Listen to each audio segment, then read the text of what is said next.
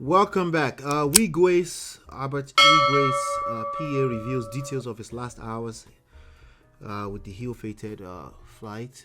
Let's just play a small part of this video and then we'll talk about it. Maybe a little bit longer than small. You know, there's some things we need to capture. Just let me know once you're ready to take over. Okay. All right. 11 hours. We flew from London to Palm Springs. I remember in the middle of the air, I walked up to him. I said, "Sir, how comfortable are you flying chopper at night? I've never done it before." And he said a word. He said, "This is America. They have navigation system for flying chopper at night."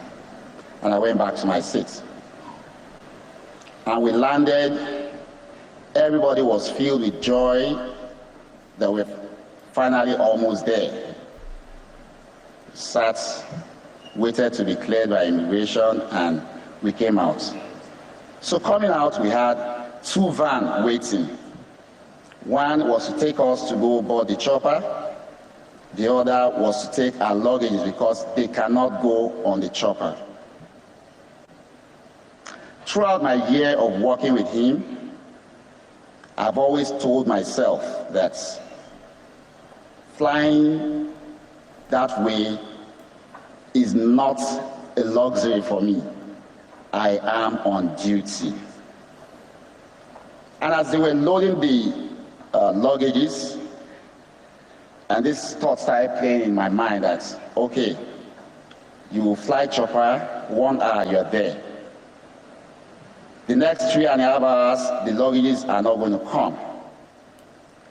Will I go to bed? No. I still have to sit down and wait for those luggages to come. And I'm like, so why not just go with the luggages and get there and deliver to him and others in the room? Like I said, I always reason in the line of duty.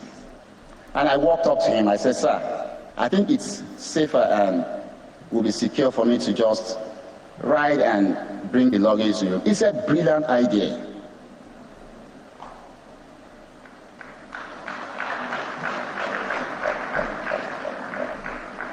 And I said, "Safe flight." Since 2019, I cannot count 1 or 2 places or flights that is being in that I'm not in it. We are always together. I can recall, Madam will always tell anybody, if you need to talk to my husband, look for Shola. They build that trust, they build that confidence in me. And I drove off. And they went to board. 2.5 hours. It's almost done. It's like a few seconds. Okay. Yeah. Into my own journey. 2.5 hours into my own journey. I was a bit sleepy in the car. So at exactly 10:09, mind you, the chopper went down at 10:08. At 10:09, something just pricked me, and I picked up my phone. I'm like, they should have landed, in my own estimation, and I called him first. It wasn't ringing. I called Madam. It didn't ring. She asked 3 numbers. I called the 3 numbers. I called Cheesy. Called Mr. Bimbo. So I started sweating in the car. I was afraid. I was still on the road going to Vegas, and I tried to reach Mr. Ike. I guess, he just arrived. He arrived earlier than us, and he was sleeping. I kept calling. I couldn't reach him. And suddenly, I called driver that was to pick us up when we land with the chopper. If you notice, I still refer to us because every time I still see myself flying with them. And he said 30 minutes ago, you cannot see them on the radar again.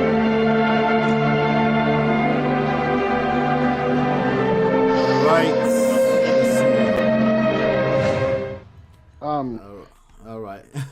Yeah, talk of somebody that had a foreboding, kind of premonition. If you describe Mr. Shola Falai as being clairvoyant, you will be right. And for many of us, there were moments like that.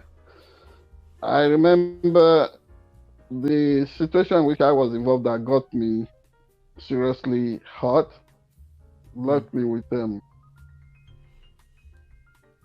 considerable,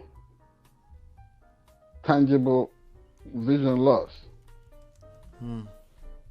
Left me bionic and with all kinds. When it was going to happen to me that day, I had told my late older brother's wife. She may be watching this. She's still alive, but the husband is going to be with the Lord. The Princess Elizabeth Abitogun, Mommy DJ. I said, I have a strong foreboding that something wants to kill me. But praise be to the Lord, because the Bible says the thief does not only come in order to steal, but to kill and possibly destroy. Lo and behold, a few hours later, I was almost a dead man. Kidnapped, I had to fight for my life, and then with my abductors ended in a ditch with terrible injuries. That was the kind of moment Mr. Shola Falai, the former personal assistant, or do we still call him? Can't be assisting the dead anymore, but the former personal assistant to later HERBERT WIGWE. That was the moment he was dealing with. And let me also tell you, people who know me, they will know that I try to be more empirical, scientific in dealing with issues of life. But some things too are undeniable.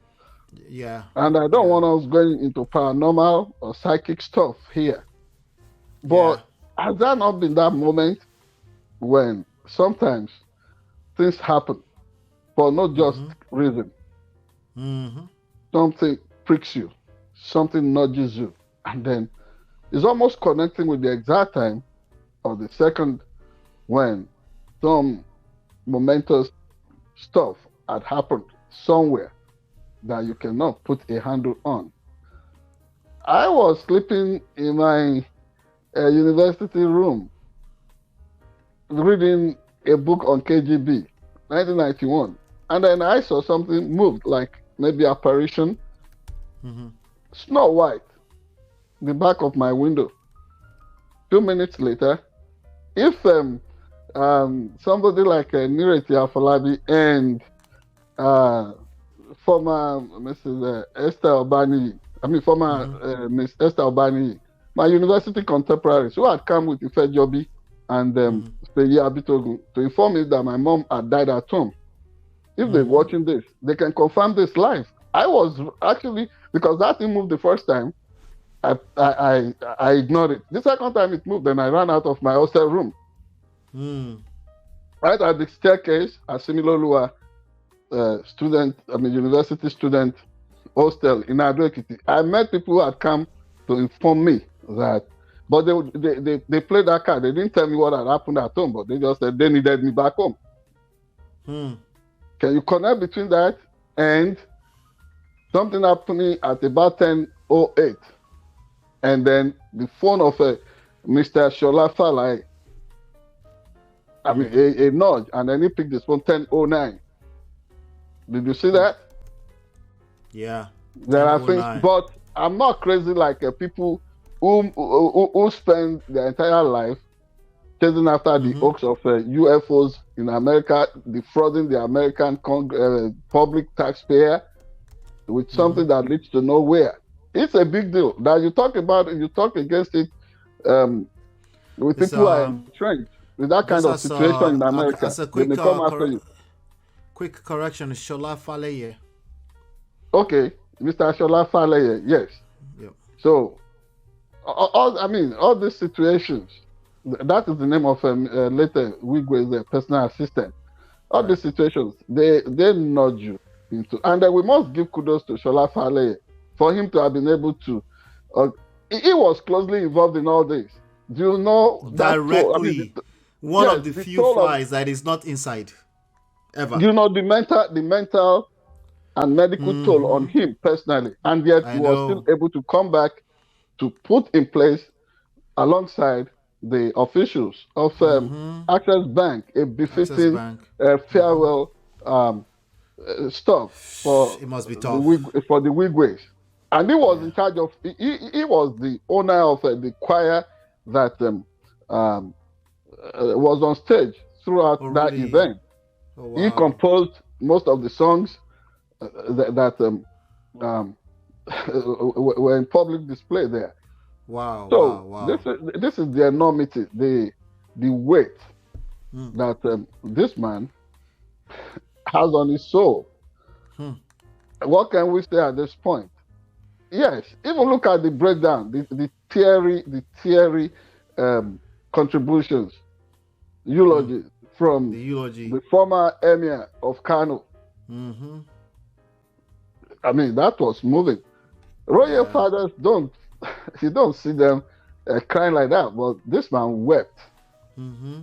From Dangote, from the daughter. What are your Every, thoughts about the daughter being dragged over the internet, that she didn't stand up to say uh, to the vice president? She handshook the vice president from sitting down, and she was dragged quite a bit over the past few days.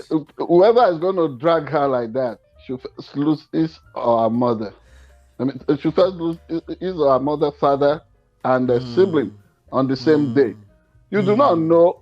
For example, when I lost my own mother in 1991, I did not cry openly, but each time I saw my grandmother or I saw the crowd of sympathizers and I was left alone, especially when for the first time I was alone in the night. I can't recall the kind of tears flowing. See, it was hot, like the water you want to use to prepare a bath. But in the open, it was not deliberate on my part. I can be highly emotional, but I did. So that lady was dealing with so much.